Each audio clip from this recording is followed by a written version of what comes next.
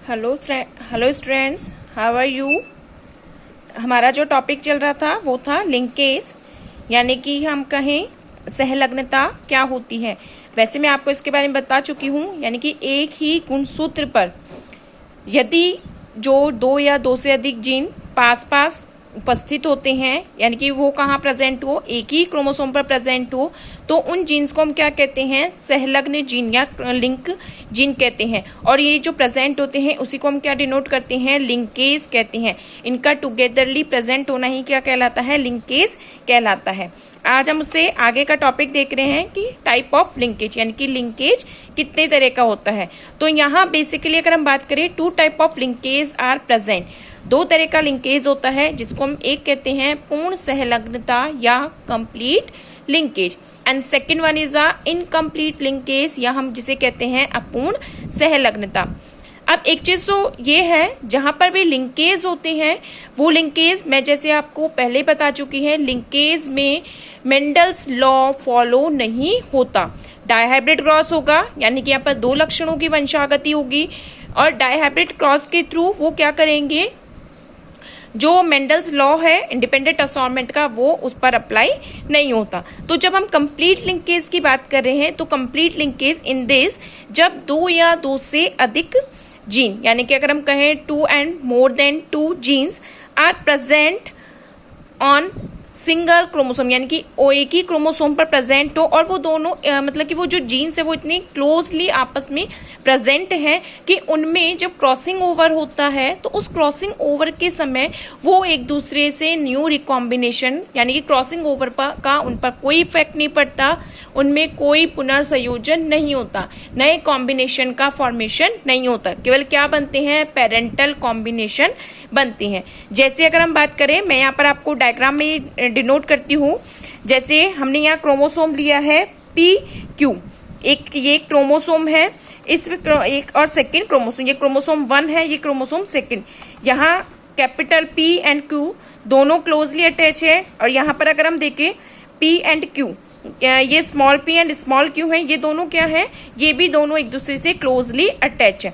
जब ये जो दो क्रोमोसोम्स या सॉरी जो दो जीन्स है वो दोनों एक दूसरे के बहुत क्लोजली प्रेजेंट होते हैं, तो इनमें क्या होगा, मियोसिस के थ्रू गैमेटोजेनेसिस होगा। गैमेटोजेनेसिस अगर होता है तो गैमेटोजेनेसिस में क्या होता है, ये अपने अपने क्या बनाएंगे, क्रोमेटिड्स बनाते हैं, और जब इनमें गैमेटोजेनेसिस के थ्रू क्या होगा, क्रॉसिंग ओवर होगा।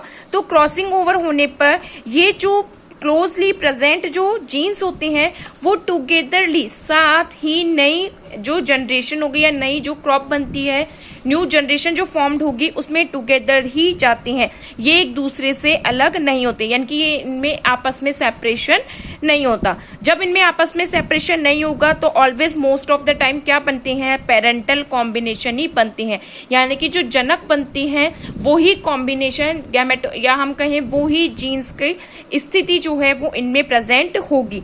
जैसे हम देखें तो यहाँ पर जब इनमें क्या होगा, क्रॉसिंग ओवर, तो क्रॉसिंग ओवर के थ्रू इनमें क्या बने हैं, केवल पेरेंटल कॉम्बिनेशन ही बने हैं।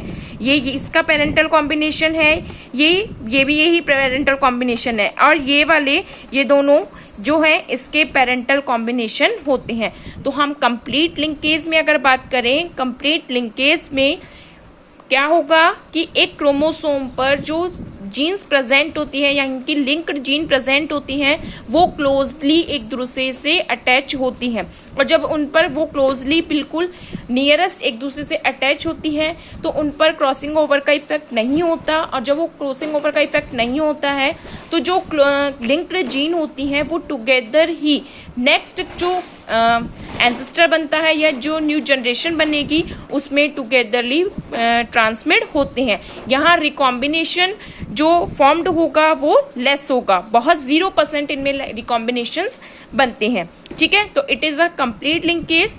ठीक है, अगर हम सेकेंड बात करें, second one is the incomplete linkage. तो इनकम्प्लीट लिंकेज में क्या होता है कि यहाँ पर भी जीन्स क्या है, वही सिंगल एक क्रोमोसोम पर प्रेजेंट होगी। दोनों लिंकेज में मोस्ट जो कॉमन चीज है वो क्या है कि चाहे जो लिंक्ड जीन है वो एक ही क्रोमोसोम पर प्रेजेंट है। ठीक है, सेपरेट क्रोमोसोम पर प्रेजेंट होगी, अलग अलग क्रोमोसोम पे प्रेजेंट होगी, तो वहां पर वो मेंडल्स लॉ को फॉलो करती है। जो लिंक्ड जीन होगी वो ऑलवेज एक सिंगल क्रोमोसोम पर प्रेजेंट होंगी। तो इनकम्प्लीट लिंकेज में क्या होता है कि दो जो लिंक्ड जीन होती है उनके बीच में डिस्टेंस होता है, यानी कि कुछ डिस्टेंस क्रिएट होता है। जैसे अगर हम देखें, ये दो क्रोमोसोम हमने लिए हैं, ये दोनों में लिंक्ड जीन, ये लिंक्ड जीन हो गया, linked gene A capital B, और यहाँ हमने हो गया सेकंड पे स्मॉल बी और स्मॉल ए। इनका फिर अगेन गैमेट क्रिएट होगा। गैमेट क्रिएट होने के बाद इनमें क्या होता है, क्रॉसिंग ओवर। अब क्रॉसिंग ओवर के बीच, क्योंकि इन दोनों के बीच में क्या है, डिस्टेंस है, तो डिस्टेंस होने पर इनमें इजी गोइंग क्रॉसिंग ओवर होगा। और क्रॉसिंग ओवर होने के थ्रू इनमें क्या होगा, क्रॉसिंग ओवर हुआ तो क्या होगा, एक क्रोमोसोम का पार्ट सेकेंड क्रोमोसोम्स में ट्रांसफर हो सकता है। यानी कि यहाँ पर पेरेंटल कॉम्बिनेशन के साथ साथ क्या बनेंगे, रिकॉम्बिनेंट भी बनते हैं, नए एंसेस्टर या नए जीन्स का भी फॉर्मेशन हो सकता है। तो यहाँ हमने देखे, ये इसमें क्रॉसिंग ओवर हुआ तो टू अलग, एक क्या बना, कैपिटल ए और कैपिटल बी, और सेकंड जो बना वो क्या हुआ, इसमें न्यू किसी का जो रिसेसिव कैरेक्टर है वो ट्रांसफर हो गया। इसी तरीके से इसमें हम देखें, इसमें एक कैरेक्टर कौन सा आ गया, डोमिनेंट वाला।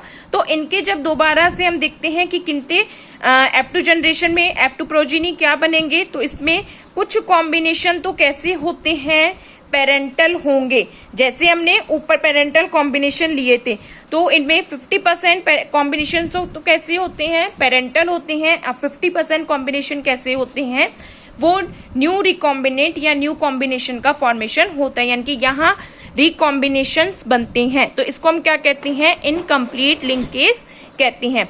जो कंप्लीट लिंकेज है वो किसके द्वारा डिस्कवर किया, तो वो डिस्कवर किया था टीएच मॉर्गन ने। टीएच मॉर्गन ने अपना एक्सपेरिमेंट किस पे किया है, ड्रोसोफिला पर। जो इनकम्प्लीट लिंकेज की बात करें तो इनकम्प्लीट लिंकेज किसने डिस्कवर किया है, वो क्या है, बेटसन और पुनेट ने लेथायरस ऑडोरेटस में। तो जो अगर हम कहें, बेटसन और पुनेट ने जो अपना एक्सपेरिमेंट दिया था कपलिंग एंड रिपल्शन, और उसके जो रिजल्ट थे वो किस पे थे, इनकम्प्लीट लिंकेज के रिगार्डिंग थे। और टीएच मॉर्गन ने जो ड्रोसोफिला पे किया कि उसमें जो वेजिस्टल विंग्स प्रेजेंट होते हैं वो किसके डिनोट करता है, वो कंप्लीट लिंकेज को रिप्रेजेंट करता है। अब ये जो लिंकेज होते हैं, इन लिंकेज के थ्रू, या हम कहें इन लिंकेज जीन्स के थ्रू एक अच्छा, या हम कहें एक मैप का फॉर्मेशन होता है, जिसको हम कहते हैं क्रोमोसोम मैप या जीन मैप। जीन मैप, या हम कहें कि एक क्रोमोसोम पर जो जीन्स प्रेजेंट होते हैं, उन जीन्स की पोजीशन, उन जीन्स के बीच की जो डिस्टेंस है, उसको एक मैप के थ्रू कंस्ट्रक्ट करना ही क्या कहलाता है, जीन मैपिंग या क्रोमोसोम मैपिंग कहलाते हैं। क्योंकि इस मैपिंग पे हम लिंक्ड जीन का, या हम कहें जो लिंक्ड जीन होती है उनकी पोजीशन या उनके जो लोकस होते हैं उसको डिनोट करते हैं। तो इसलिए इसको हम क्या कह सकते हैं, इसको हम कहते हैं जीन, या हम कहें इसको हम कहते हैं क्रॉसिंग ओवर मैप। तो इसके हम बहुत सारे नाम हैं, क्या, जीन मैपिंग हो गया, क्रॉसिंग ओवर मैप हो गया, या क्रोमोसोम मैपिंग हो गया। It is very important. सबसे पहले जो क्रॉसिंग ओवर मैप है वो किसने बनाया था, स्टूवेंट ने बनाया था 19 सेंचुरी 11 में। तो उसने यानी कि 1911 में क्रोमोसोम मैपिंग बनाई थी, यानी कि जो क्रोमोसोम्स होते हैं उन पर जीन्स कहाँ कहाँ किस किस डिस्टेंस पर किस पोजीशन पे प्रेजेंट होते हैं, उसके अकॉर्डिंग उन्होंने क्रॉसिंग ओवर मैप्स को कंस्ट्रक्ट किया था। ये मैप किस तरह से कंस्ट्रक्ट होता है वो हम अपनी नेक्स्ट वीडियो में देखेंगे। ओके।